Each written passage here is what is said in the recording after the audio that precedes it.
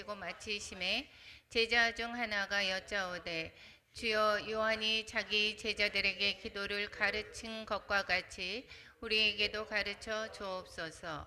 예수께서 이르시되 너희는 기도할 때 이렇게 하라. 아버지여 이름이 거룩히 여김을 받으시오며 나라가 임하시오며 우리에게 날마다 일용할 양식을 주시옵고 우리가 우리에게 죄 지은 모든 사람을 용서하오니 우리 죄도 사하여 주시옵고 우리를 시험에 들게 하지 마옵소서 하라. 또 이르시되 너희 중에 누가 벗이 있는데 밤중에 그에게 가서 말하기를 벗어 떡 세 덩이를 내게 구워달라. 혹시 너희 중에 내게 왔으나 내가 먹일 것이 없노라 하면 그가 안에서 대답하여 이르되 나를 괴롭게 하지 말라. 문이 이미 닫혔고 아이들이 나와 함께 침실에 누웠으니 일어나 내게 줄 수가 없노라 하겠느냐. 내가 너희에게 말하노니 비록 벗됨으로 인하여서는 일어나서 주지 아니할지라도 그 간청함을 인하여 일어나 그 요구대로 주리라. 내가 또 너희에게 이르노니 구하라 그리하면 너희에게 주실 것이요 찾으라 그러면 찾아낼 것이요 문을 두드리라 그러면 너희에게 열릴 것이니 구하는 이마다 받을 것이요 찾는 이는 찾아낼 것이요 들이는 이에게는 열릴 것이니라. 너희 중에 아버지 된 자로서 누가 아들이 생선을 달라 하는데 생선 대신에 뱀을 주며 알을 달라 하는데 정갈을 주겠느냐. 너희가 악할지라도 좋은 것을 자식에게 줄 줄 알거든 하물며 너희 하늘 아버지께서 구하는 자에게 성령을 주시지 않겠느냐 하시니라. 예수께서 한 말 못하게 하는 귀신을 쫓아내시니 귀신이 나가매 말 못하는 사람이 말하는지라. 무리들이 놀랍게 여겼으나 그 중에 더러는 말하기를 그가 귀신의 왕 바알세불을 힘입어 귀신을 쫓아낸다 하고 또 더러는 예수를 시험하여 하늘로부터 오는 표적을 구하니 예수께서 그들의 생각을 아시고 이르시되 스스로 분쟁하는 나라마다 황폐하여지며 스스로 분쟁하는 집은 무너지느니라. 너희 말이 내가 바울세불을 힘입어 귀신을 쫓아낸다 하니 만일 사탄이 스스로 분쟁하면 그의 나라가 어떻게 서겠느냐. 내가 바울세불을 힘입어 귀신을 쫓아내면 너희 아들들은 누구로 힘입어 쫓아내느냐. 그러므로 그들이 너희 재판관이 되리라. 그러나 내가 만일 하나님의 손을 힘입어 귀신을 쫓아낸다면 하나님의 나라가 이미 너희에게 임하였으리라. 강한 자가 무장을 하고 자기 집을 지킬 때에는 그 소유가 안전하되 더 강한 자가 와서 그를 굴복시킬 때에는 그가 믿던 문장을 빼앗고 그의 재물을 나누느니라. 나와 함께하지 아니하는 자는 나를 반대하는 자요 나와 함께 모으지 아니하는 자는 해치는 자니라. 더러운 귀신이 사람에게서 나갔을 때에 물 없는 곳으로 다니며 쉬기를 구하되 얻지 못하고 이에 이르되 내가 나온 내 집으로 돌아가리라 하고 가서 보니 그 집이 청소되고 수리되었거늘 이에 가서 저보다 더 악한 귀신 7을 데리고 들어가서 거하니 그 사람의 나중 형편이 전보다 더 심하게 되었니라. 아멘. 예, 오늘 본문의 긴 내용 11장이 그렇다고 다 끝나지가 않았습니다. 그 뒤에 또 내용이 있습니다. 오늘 본문은 이제 주기도문이 처음부터 시작이 되죠.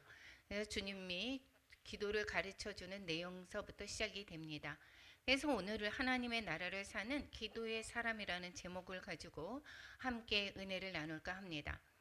우리가 누가복음의 이 구조가 이제 이렇게 즉 24장까지 있죠. 근데 1장부터 4장까지 예수님의 공생애를 준비하는 것, 공생애 시작을 하면서 이제 갈릴리 사역부터 소개를 하고 있습니다. 5장에서부터 9장 50절까지 갈릴리 사역을 중심으로 예수님의 공생애를 소개하고 있습니다. 그렇다고 해서 이것이 언제부터 언제까지는 갈릴리 사역만 했고 언제부터 언제까지는 유대 사역만 한 것이 아니라 예수님은 왔다 갔다 하시면서 사역을 하신 것을 볼 수가 있습니다. 그런데 누가복음에서는 갈릴리 사역 중심으로 기록을 하고 있고, 그 다음에 이제 초막절이 되어서, 마지막 유월절을 앞둔 초막절이 되어서 예루살렘으로 가는 길을 소개하고 있습니다. 즉 마지막 예수님이 십자가의 길을 가는 그러한 과정 속에서 일어나는 일들을 기록한 것이 정말 길게 기록하고 있습니다. 그래서 9장 51절부터 19장 27절이니까 정말 길게 되어져 있죠. 그리고 나서 고난과 부활의 이야기는 20장부터 24장까지 기록되어 있습니다. 여기에서 이제 6월절, 예수님이 마지막에 3년 반의 공생애를 끝내는 마지막 6월절이 다가올 때 예수님이 십자가에서 죽으심을 당하십니다.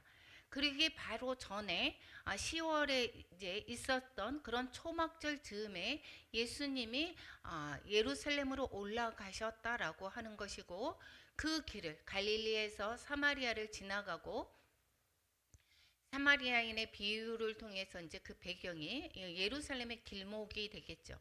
그리고 유대 지역 베다니에 도착했습니다. 그래서 베다니에 도착해서 마르다와 마리아의 집에 머무셨던 것을, 여기에서 마르다의 그 비유 이야기 있죠. 마르다와 마리아 이야기를 지난번에 했었습니다. 거기까지가 보니까 예수님이 지금 베다니, 즉 예루살렘 인근까지는 거의 다 왔다라는 것을 볼 수가 있습니다. 그런데 지금 19장까지 계속해서 올라가는 길목에서 있었던 일이라고 얘기했는데, 벌써 지금 마르다 집에 이제 거의 예루살렘 인근까지 벌써 다 와 있습니다. 그러니까 거기에, 즉 베다니 중심으로 해서 그 근처에서 사역한 이야기가, 그러니까 19장까지 소개되고 있는 것을 볼 수가 있다라는 것입니다. 우리가 예루살렘으로 올라가는 길, 갈릴리에서 예루살렘으로 올라오는 그 제자들과 함께 오면서 무엇을 가르쳐 줬다고 그랬죠? 제자의 길을 가르쳐 줬다라고 했습니다. 길에서 예수님과 함께 가는 그 십자가로 올라가는 길, 예루살렘에 가는 길은 십자가의 길, 예루살렘에 가는 길은 바로 예수님이 가신 길이고, 제자들이 예수님을 따르는 제자들은 바로 예수님과 같은 길을 가게 되는 것을 가르쳐 주는 것입니다. 그러면서 사마리아의 그 거절을 통해서 거절을 견디고 편안함을 포기하는 삶인 것이고, 순종하는 길이고 뒤돌아보지 않는 삶이다라고 하는 것을 가르쳐 줬습니다. 제자들이 어떤 삶을 살아야 되는지를 잘 설명하고 있었습니다. 그리고 나서 10장에서 전하는 제자의 삶이 사명 없는 신앙이 멈춰진다라고 하면서 70인의 파송 이야기를 했죠. 가라라고 이야기하고 있습니다. 우리에게도 사명을 주셨습니다. 복음 전파의 사명을 주셨다라는 것이고, 복음 전파에서 사랑이 없는 그러한 신앙은 아무것도 아니다라는 것이, 사랑이 필요로 하다라고 이야기를 하고 있습니다. 이 사랑은 뭐의 바탕에 되어져 있어야 되는 것입니까? 관계의 바탕이 되어져, 어떤 분과의 관계? 하나님과의 관계가 바르게 서고 하나님의 사랑이 있어야 되고, 그래서 하나님의 사명을 감당하는 것이다 라고 마르다 마리아 이야기까지, 하나님과의 관계 이야기까지 지난번에 나누었습니다. 그러면 이렇게 제자의 삶을 이렇게 거절을 이제 쉬운 길이 아니다라는 거죠. 한마디로 하나님과의 관계가 바로 서 있어야 되는 것이고, 사랑을 기초로 우리는 복음 전도자의 사명을 가진 삶이다라는 것을 가르쳐 줬습니다. 그러면 이 제자들은 어떻게 사명을 감당할 때 어떠한 생활을 해야 되는지를 오늘 본문에서 또한 가르쳐 주고 있습니다. 제자의 삶이 어떻게 살아야 하는가를 보여주는 장이 바로 오늘인 것입니다. 여기에서 예수님께서 기도를 마치시자마자 이렇게 써 있습니다. 마치자마자 제자 중 하나가 물어봅니다. 가르쳐 달라고 합니다. 무엇을? 우리에게도 기도를 가르쳐 주세요. 이렇게 얘기합니다. 이들이 기도를 안 하는 사람이 아니죠. 유대인은 하루에 3번씩 기도를 하게 됩니다. 의무적으로 기도를 합니다. 기도에 익숙한 사람들입니다. 그런데 요한처럼 이렇게 그 기도를 가르쳐 달라고 합니다. 우리도 기도를 하게 됩니다. 우리의 금요 기도는 계속해서 기도하고 새벽 예배에서도 기도하고 기도를 합니다. 문제가 있을 때, 답답할 때, 길이 막힐 때 모두 다 기도하고 있습니다. 그런데 우리는 정말 기도를 올바르게 하고 있는지를 한번 살펴보아야 될 것입니다. 기도를 하는 것보다 더 중요한 것이 바르게 기도하는 것입니다. 목사님이 말씀하셨죠. 예, 저에게 시어머님. 거기서 내가 그 전이지만 정한수 떠놓고 어떻게 했다고요? 싹싹싹싹 빌고 기도합니다. 그것은 거기만 있는 것이 아니라 여기에서 또 우리 또 친정에서도 보면 우리 할머니는 더 불교에 열심히셨습니다. 나름대로 우리 손주들을 위해서 열심히 기도를 하셨습니다. 기도를 하는 것이 아니라 것보다 뭐가 중요하냐? 기도를 많이 하고 그리고 또 중요한 것은 그것보다 더 중요한 게 어떻게 기도하느냐? 바르게 기도하고 있느냐가 중요한 것입니다. 그래서 제자가 예수님께 요청하죠. 우리에게 기도를 가르쳐 주세요. 이렇게 이야기를 하고 있습니다. 이것이 바로 뭐였습니까? 주기도문입니다. 주기도문을 가르쳐 주게 됩니다. 기도들을 드리는 겉모습만을 이렇게 보게 되면 저 사람의 신앙의 수준이 어떠한가를 가늠할 수가 없습니다. 쉽지가 않습니다. 기도를 오랜 시간 했다 그러면 진짜 저 사람은 진짜 대단한 신앙인 것 같아. 우리는 겉모습을 보고 우리가 이야기하는 데가 너무도 많이 있습니다. 그렇지만 그 내용이나 수준이 어떠한가를 볼 수가 없게 되죠. 그래서 기도의 내용이 오래 많이 하는데도 불구하고 어린아이와 같은 그러한 기도를 하는 사람들도 많이 있습니다. 그런 면에서 우리의 기도가 그 내용이 어떠한 것을 보아야 되는 것입니다. 우리 기도는 모든 종교에서 다 기도합니다.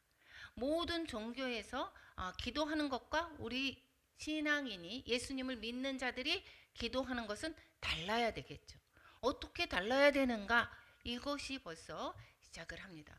기도하라 그러면 나 기도하지 못해요 라고 이야기합니다. 그러니까 하나님과의 관계에서부터 우리가 무엇을 구해야 되는지 어떻게 해야 되는지를 잘 모릅니다. 그래서 예전에 외국인 근로자 사역을 할 때에 광인교회에서 그때에 열심히 친구 아빠가 열심히 봉사를 열심히 합니다. 그런데 와서 기도를 시켰습니다. 그러더니 뭐라고 했습니까? 쭉 얘기하고 예수님의 이름으로 기도드립니다를 빼먹더라고요. 왜냐? 신앙이 없어서. 그러니까 이게 무슨 기도가 되겠습니까? 이건 세상의 사람들의 기도하고 별반 다를 것이 없습니다. 예수님의 그 안에서 새로운 정체성을 가진 사람의 기도는 기도가 변하게 됩니다. 우리가 처음의 기도와 지금의 기도는 정말 다른 것을 볼 수가 있습니다. 그리고 성령에 충만했을 때의 기도는 내가 문제를 가지고 산에 올라갔는데 내 기도는 전혀 안 나오고 어떤 기도만 나옵니까? 하나님을 찬양하는 기도가 나올 수가 쉽습니다. 이게 내 힘으로가 아니라 성령으로 기도할 때, 즉 성령의 충만함을 받는 사람들의 기도가 다른 것을 볼 수가 있다라는 것입니다. 오늘 누가복음 11장에서 그 기도를 잘 가르쳐 주고 있습니다. 기도의 본질을 가르쳐 주고 있는 것입니다. 이게 바로 주기도문 2절부터 13절까지 가르쳐 주고 있습니다. 처음에 아버지여 이름이 거룩히 여김을 받으시오며 우리가 매번 주기도문을 하죠. 아버지여 이렇게 얘기합니다. 관계의 시작입니다. 이 모든 구조가 이 주기도문에 담겨져 있습니다. 이 기도를 이해를 하게 되면 그 깊이를 이해하게 되면 신앙이 바뀌게 되는 것을 볼 수가 있습니다. 이 주기도문의 깊이를 보면 우리가 이제 기도를 하는 내용이 달라지게 됩니다. 아버지여라고 했습니다. 관계의 시작입니다.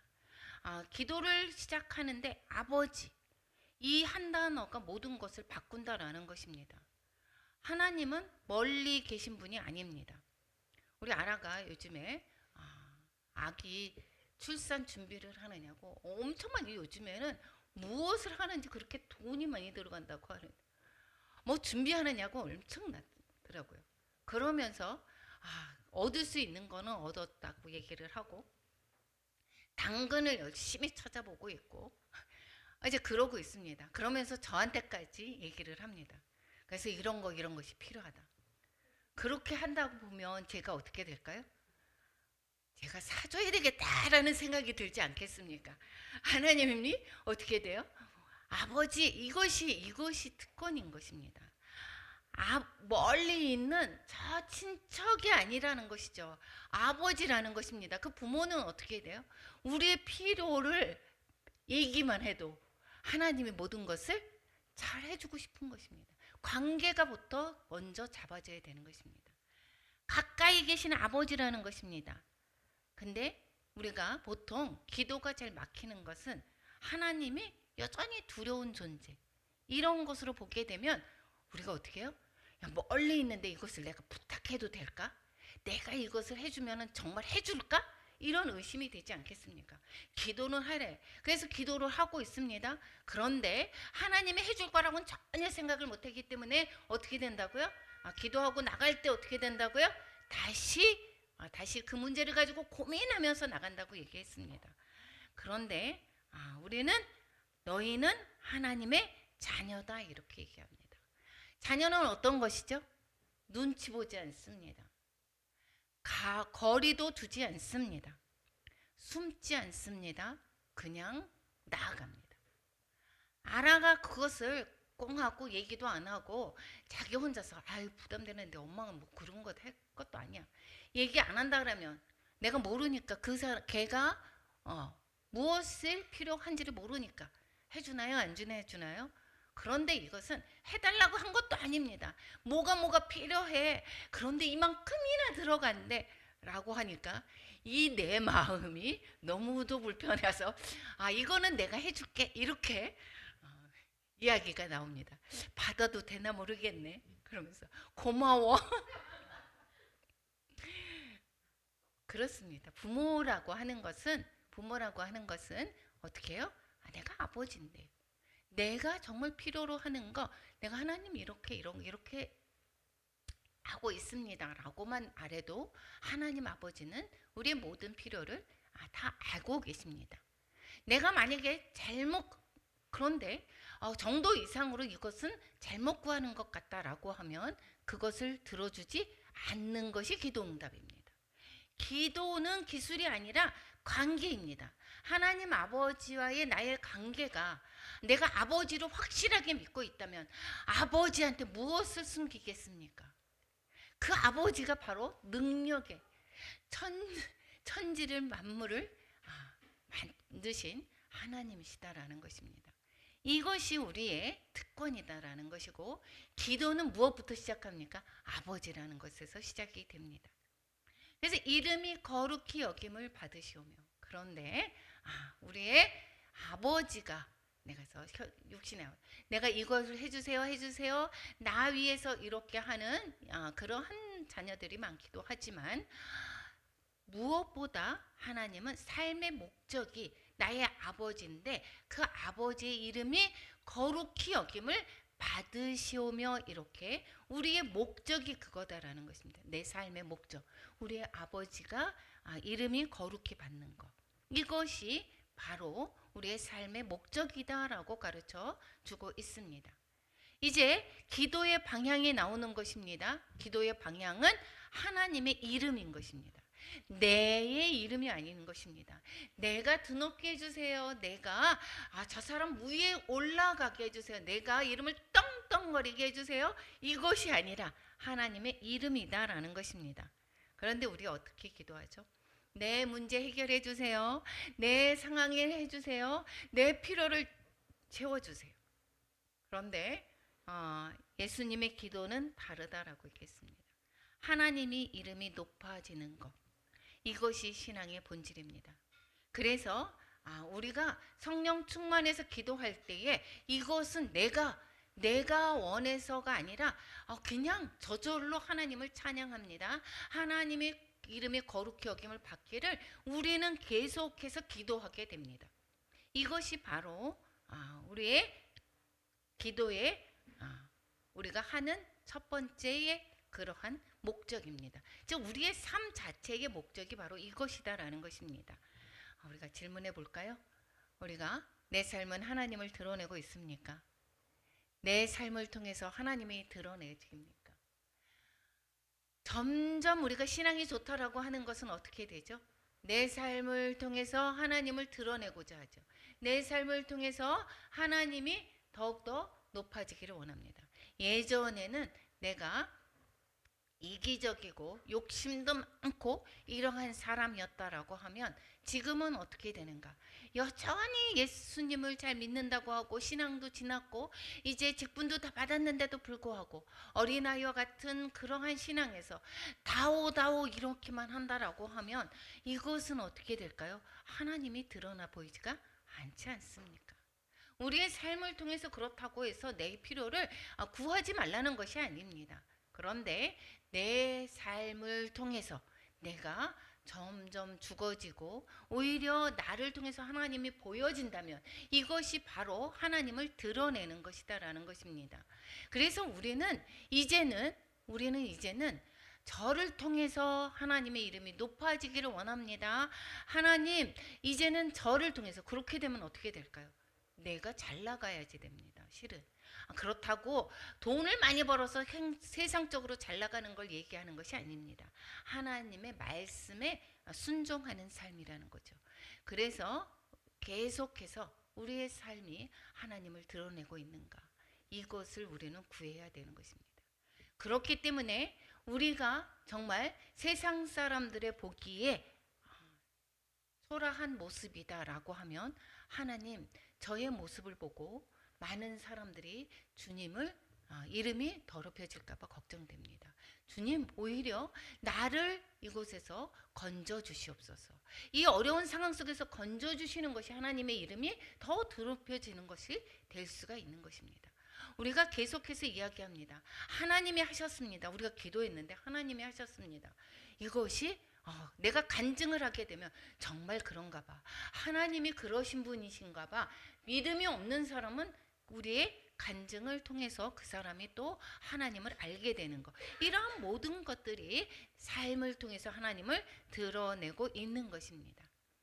세 번째는 나라가 임하시오며 하나님의 나라가 임하라고 얘기하고 있습니다. 하나님의 나라가 임하다라는 것이면 무엇입니까? 한국 사람이면 한국 법으로 살아가는 것이고 미국 사람은 미국의 법, 중국은 중국 사람의 법인 것입니다. 그 나라가 임한다라고 하는 것은 우리 하나님의 나라가 나한테 임한다라고 하는 것은 바로 하나님의 통치를 이야기하는 것입니다. 그러니까 이제는 기도가 내 인생을 다스려 주시옵소서 이것입니다. 내가 내 뜻대로 살겠습니다. 하나님 내 뒤처리를 해주세요. 이것이 아니라 하나님께서 나를 인도해 주세요. 하나님 나를 통치하여 주시옵소서. 이것이 기도가 되어야 된다라는 것입니다. 이것이 그런데 우리는 어떻게 되죠? 구원은 원하고 있습니다. 그런데 통치는 영 불편합니다. 하나님은 필요한데 간섭은 싫습니다. 그리고 우리 자녀들도 그렇죠. 부모가 해주는 것은 고맙습니다. 그런데 잔소리하면 어떻게 됩니까? 싫어합니다. 우리가 하나님 아버지의 관계도 똑같습니다. 그러면서 내가 자녀를 보면서 무엇을 깨닫느냐면 내 모습을 깨달았습니다. 하나님 앞에서 내 모습이 바로 저 모습이겠구나. 하나님 앞에서 내가 저런 모습이구나 라는 것을 정말 많이 깨달았습니다. 하나님은 필요하는데 간섭은 싫다라고 하는 것이 바로 우리의 마음일 수가 있습니다. 하나님의 나라는 통치 없이는 존재할 수가 없습니다. 우리가 저는 이것을 가끔 이혼 숙녀 캠프 또 뭐 금쪽이 뭐 이러한 상담에 관한 것들을 가끔가다 잘 봅니다.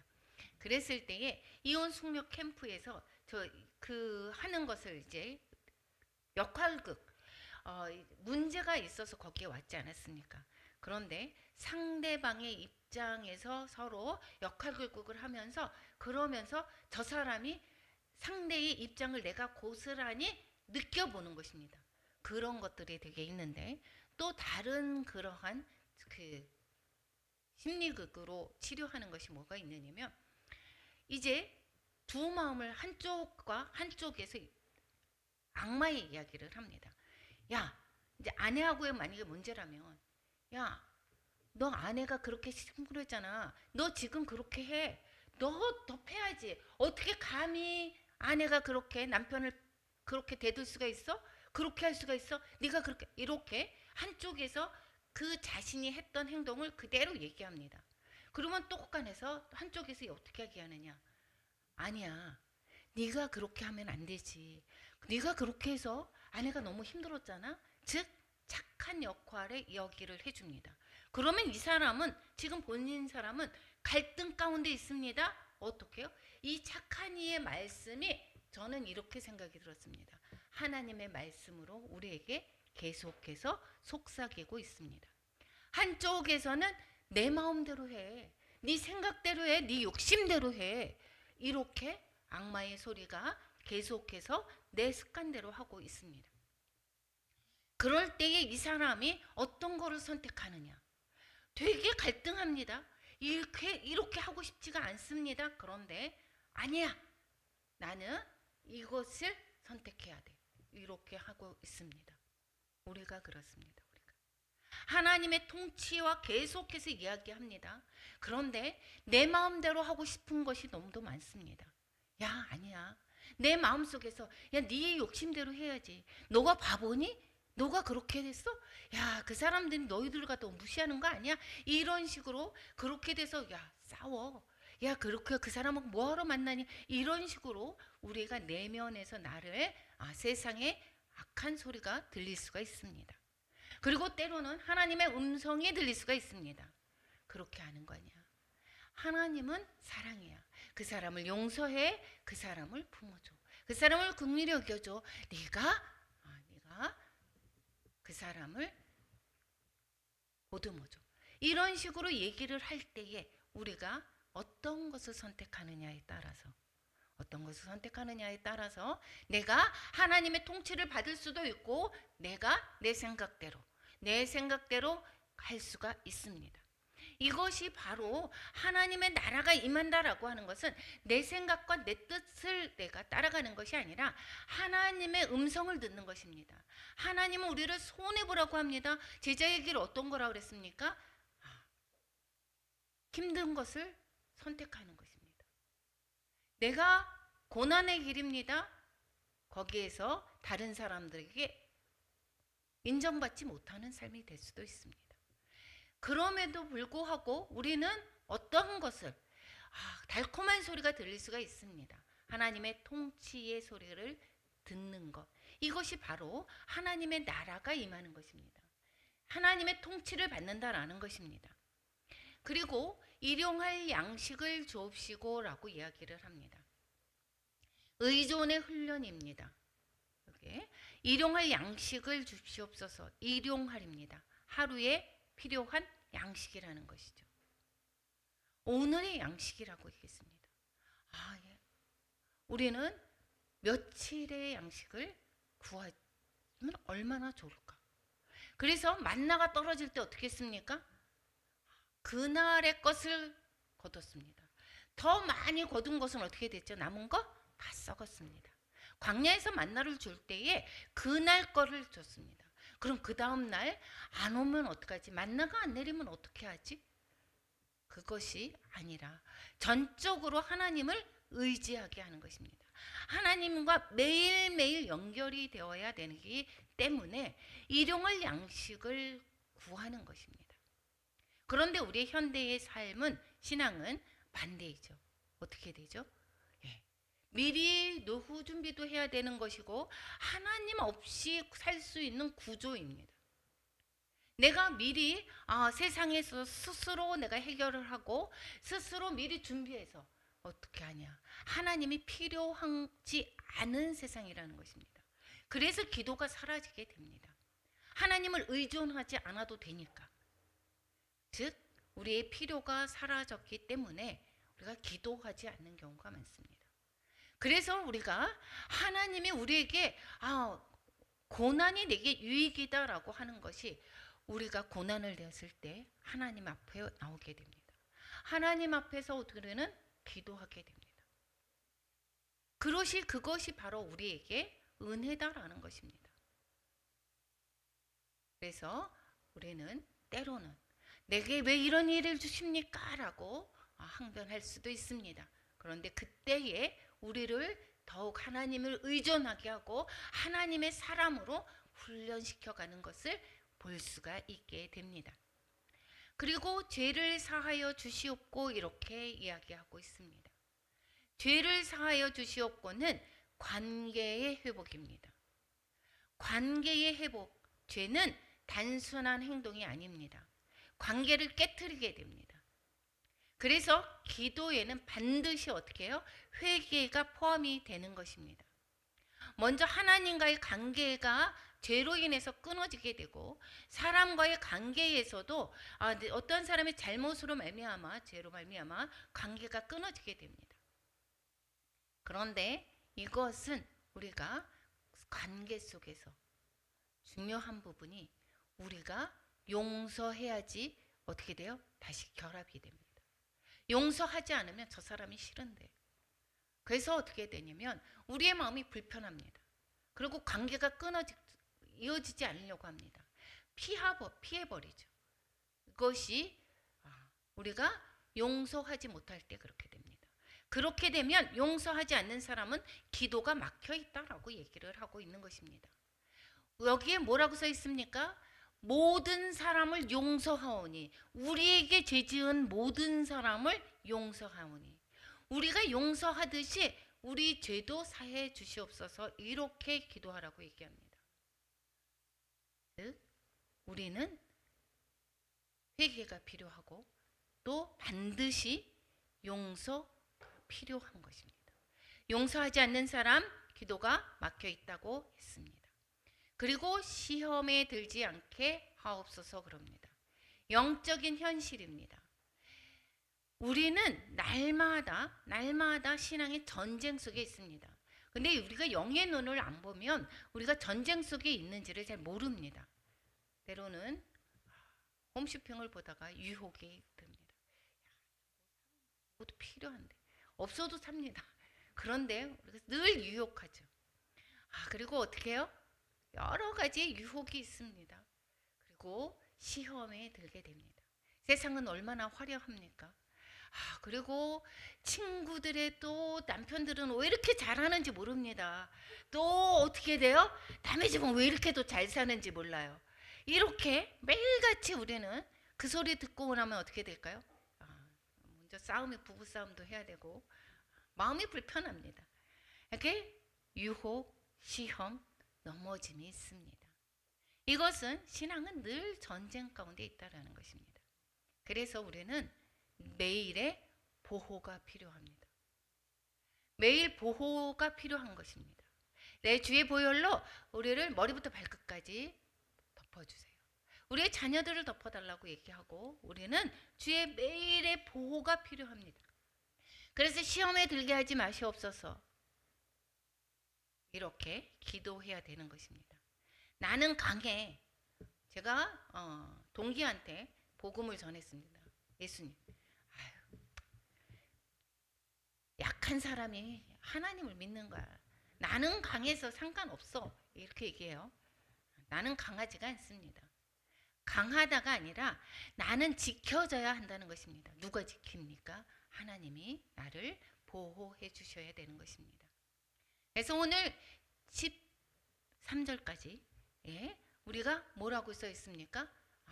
기도에 관해서 이야기하는데 주기도문은 뭐라고 했습니까? 하나님과의 관계가 아버지다라는 것입니다. 그리고 우리는 하나님의 이름이 높여지는 것이고 하나님의 나라가 임하시는 것, 바로 하나님의 통치 안에 살기를 기도해야 되는 거고, 일용할 양식 매일매일 의존하는 것이고, 회복은 우리가 용서하고 죄를 사해 주시는 것, 그 다음에 말같이 하나님의 보호가 있어야 된다라는 것입니다. 시험에 들지 않게 보호해 주셔야지만이 산다라는 것입니다. 이게 4절까지 이야기고, 5절에서 13절까지 태도에 대해서 나옵니다. 기도에 관해서 가르쳐 줬습니다. 그 기도는 어떻게 해야 되는가? 기도의 태도에 관해서 말합니다. 이어서 비유를 말씀하는데 밤중에 찾아간 친구입니다. 친구가 밤중에 찾아가서 벗에게 떡 3덩이를 빌려달라고 꾸러달라고 합니다. 그런데 여기에서 뭐라고 얘기했습니까? 그 간청함을 인하여 여기에서 내게 줄 수 없어 하지 않는다라는 것입니다. 비록 이 사람이 잠자리에 누웠어도, 그랬어도 너한테 줄 수 없어 이렇게 거절하지 않는다라는 것입니다. 그 청함을 인해서 일어나서 요구대로 준다라는 것입니다. 그때의 고대 근동의 환대법은 여행객이 도움을 요청할 때는 경우에는 의무적으로 여행객을 대접하도록 되어 있습니다. 여기에서 오늘 봤을 때에 그러니까 의무적으로라도 여기 있을 때 여행객을 대접해야 돼. 여기 떡 3덩이를 구워달라고 하는 것이 친구가 밤에 왔다라는 것입니다. 친구가 왔는데 그랬는데 여기에서 어떻게 되느냐? 잠자는 친구에서 그 환대를 하기 위해서 빌려달라고 간 것입니다. 그런데 여기에서 그러니까 끈질기게 기도해야 돼. 여기 그것이 내용을 요점이 아닙니다. 여기에서는 밤에 갔는데 잠자리에 누웠다고 해서도 안 주겠느냐? 준다라는 것입니다. 이것은 확신이다라는 것입니다. 기도에 무엇을 하라고요? 확신으로 기도하라는 이야기인 것입니다. 하나님께 기도해서 이거 해줄까 말까? 하나님이 과연 들어줄까? 이것이 아니라 확신을 하라는 것입니다. 하나님은 귀찮아서 응답하시는 분이 아닙니다. 내가 너무도 때를 써서 귀찮아, 얘는 왜 그래? 이래가면서 도와주려고 선심 쓰듯이 하는 것이 아닙니다. 하나님은 확신, 해줄 거야 라고 하는 확신을 가지라는 것입니다.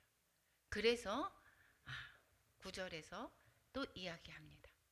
그러니까 구하라, 찾으라, 두드리라고 합니다.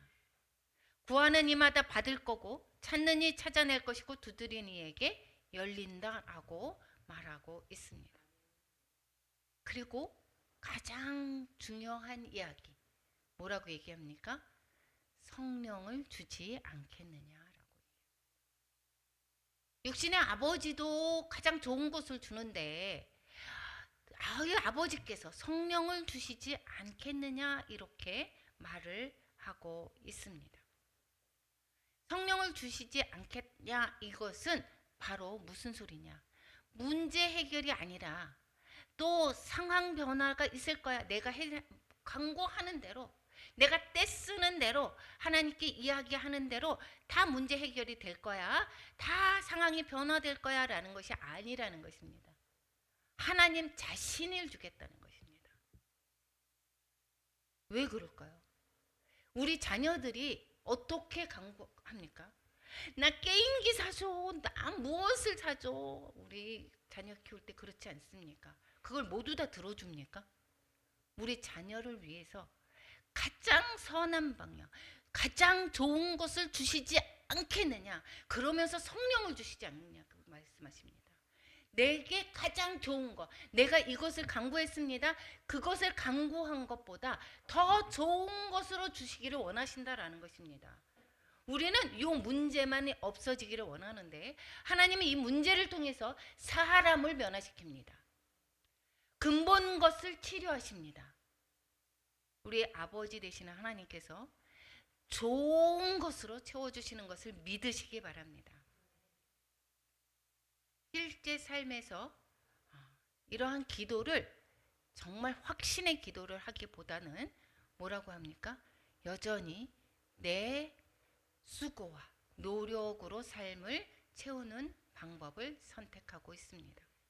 쟤는 의지가 없어서 안 돼. 우리는 연약합니다. 하나님의 도우심 없이는 할 수가 없습니다.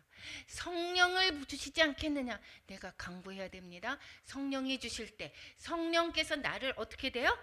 행하게 합니다. 변화되게 하게 되는 것입니다. 우리의 주님 만나기 전까지는 내가 애쓰고 수고하고 노력해야 되겠지만, 그렇지만 이제는 예수 그리스도를 통해서 어떻게 돼요? 하나님께서 우리의 삶을 채워주시는 새로운 방법으로 사는 것입니다. 성령님은 어떻게 되느냐? 성령님을 주시면 어떻게 되는데요? 성령님은 우리가 땅으로 향한 우리의 시선을 어디로 돌리게 해요? 하나님께, 주님께로 옮길 수 있도록 도우십니다. 그리고 예수 그리스도의 은혜가 우리에게 적용돼서 하나님의 자녀가 되었음을 확신하게 됩니다. 우리의 이기심으로 기도를 했습니다. 그런데 결국에는 하나님의 뜻에 순종할 수 있도록 이끌어 가십니다. 성령님은 또한 우리에게 가장 좋은 것을 아십니다. 내게 가장 좋은 것이 무엇인지를 아십니다. 그래서 우리의 필요를 위해서 간구하실 뿐만 아니라 기도를 도우신다라고 말씀하고 있습니다. 그래서 우리는 성령의 기도를 많이 할수록 좋습니다. 방언 사모하시면 좋겠습니다. 방언을 나는 못해. 그렇지 않습니다. 내 안에 성령님이 내주하시면 성령의 기도를 할 수 있습니다. 다만 터지지 않았을 뿐이죠. 그래서 우리는 구하고 찾고 두드리시기 바랍니다.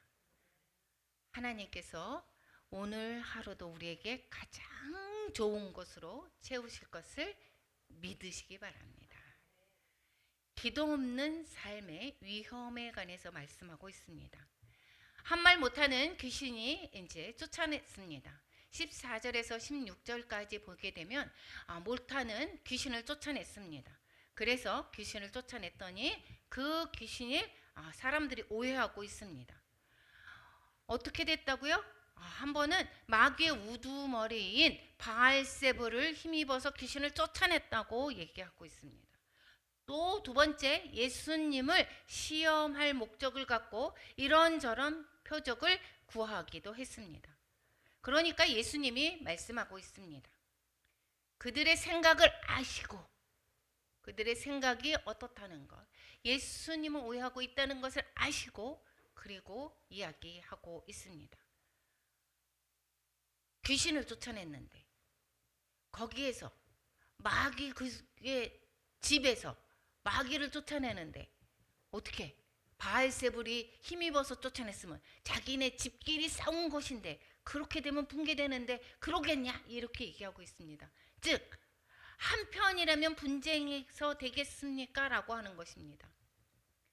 그러니까 20절에 하나님의 능력으로 손을 힘입어 귀신을 쫓아내면 이것이 하나님의 나라가 너희에게 임하였다 이렇게 얘기합니다. 중간지대가 없다라는 것입니다. 귀신이 있거나 마귀의 소유거나 아니면 하나님의 성령의 전이거나. 그래서 영적 세계는 중립이 없다고 얘기합니다. 예수님과 함께하지 않는 자는 반대하는 자고 함께 모으지 않는 자는 바로 해치는 자다라고 그래서 말씀하고 있습니다. 비어있는 집의 비유를 이야기하고 있습니다. 그래서 더러운 귀신이 사람에게서 나갔습니다. 그래서 어디로 갈지도 못했다가 내 집으로 돌아가겠다라고 하고 다시 돌아옵니다. 우리 선교지에서 많이 있었죠. 그래서 귀신을 쫓아냈습니다. 그 사람이 나중에 형편이 더 나쁘게 됐다. 왜냐? 집이 청소되고 수리됐습니다. 악한 귀신 7을 데리고 와서 다시 들어왔더니 나중 형편이 전보다 더 심하게 됐다고 얘기합니다. 귀신이 나간 것이 아니라 비어 있는 상태가 문제라는 것입니다. 귀신이 나간 것으로 만족하면 안 됩니다. 그 나간 곳에 비어 있죠. 그 곳에 무엇으로 채워지는 것입니까? 이것이 채워지지 않으면 귀신이 더 들어와서 더 악한 것으로 어떻게 돼요? 비어 있을 때 나중 형편이 전보다 심하게 되었다라는 것입니다. 그래서 기도하지 않는 사람은 영적으로 비어 있는 상태를 말하고 있습니다. 하나님으로 채워지는 통로가 바로 기도인 것입니다. 하나님의 채워지지 않는 상태는 기도가 없는 것, 말씀이 없는 것, 이럴 때입니다. 귀신이 나간 집이 깨끗함은 있지만 충만함이 없었다라는 것입니다. 그 안에 무엇으로 충만해야 됩니까? 하나님, 성령으로 충만되어야 되겠습니다. 그것이 바로 기도, 말씀인 것입니다. 비어 있을 때, 비어 있으면 반드시 다른 것으로 채워지게 되는 것입니다. 비워지는 것이 없습니다. 우리가 비어 있을 때 공기라도 채워지죠. 우리가 영적 원리는 비어 있는 상태는 유지되지가 않습니다. 내가 기도하고 나서 내가 성령 충만해서 야 너무 기뻐 이러고 왔는데, 그리고 나서 계속해서 똑같은 생활을 하게 될 때 어떻게 되겠습니까? 다시 생각으로, 두려움으로, 세상 가치로, 그리고 더 악한 강한 영적 영향력에 노출이 되고 맙니다. 그래서 기도 없는 삶은 결국 악한 상태로 다시 가게 되는 것을 볼 수가 있습니다. 하나님과의 연결 부재 때문인 것입니다. 하나님과가 연결이 안 되어 있기 때문입니다. 하나님과 연결이 되려면 그것이 바로 기도고 말씀인 것입니다. 관계가 없다라고 하는 것, 이것은 비어 있는 것, 위험한 상태라는 것을 기억하시기 바랍니다. 그래서 내가 예수님으로 세례를 받았어, 그리고 여전히 기도도 안 하고 세상과 똑같이 살았다라고 하면 그것은 어떻게 돼요? 결국은 어둠의 영향력에 침범이 되어 있습니다. 여전히 세상 것으로 근심하게 돼 있고 내 생각으로 채워져 있고 그렇습니다. 기도 없는 정결은 위험합니다. 기도 없는 삶은 중립이 아닌 것입니다. 기도가 하지 않으면 하나님이 일하지 않습니다. 그리고 기도 없는 삶은 나는 괜찮다라고 하는 상태는 없습니다. 다른 영향력 안에 있는 것입니다. 기도 없는 상태는 반드시 무너집니다. 왜냐? 영적 방어가 되어져 있기 때문이, 방어가 안 되어 있기 때문입니다. 영적 방어는 기도로 유지가 된다라는 것입니다. 공백 상태는 공격의 대상이 됩니다. 기도는 채움인 것입니다. 기도는 성령 충만케 하는 거고 하나님과의 동행이고 영적 점유 상태를 말하고 있습니다. 비어있지 않게 하는 유일한 길은 말씀과 기도입니다. 영적 문제는 쫓아내는 것으로 끝나지 않고 채우지 않으면 더 위험해진다는 것을 알아야 될 것입니다. 기도는 내 영 채움이 됩니다. 빈 공간을 채우게 되고 따라서 우리를 보호로 이끌어갑니다. 기도 없는 것은 그 공백에는 어둠의 영이 침투하게 되는 것입니다. 그래서 오늘 기도에 관해서 계속해서 가르쳐 주는 것을 볼 수가 있습니다. 우리가 기도가 어떻게 해야 되는지 주기도문을 통해서 하나님의 관계를 바로하고 우리가 무엇을 먼저 구해야 되는지를 가르쳐 주시고 우리의 또 보호와 또 시험에 들지 않게 하는 그러한 모든 기도가 우리의 삶 가운데, 우리의 또 조금 있으면 기도로 나아가죠. 기도 가운데 있어야 될 것입니다. 우리 오늘 본문의 말씀을 통해서 성령의 충만함을 받아서 늘 주님과 관계가 바로 서서 주님의 통치하심 가운데 살아가는 우리 모두가 되시기를 축원합니다. 우리 찬양하고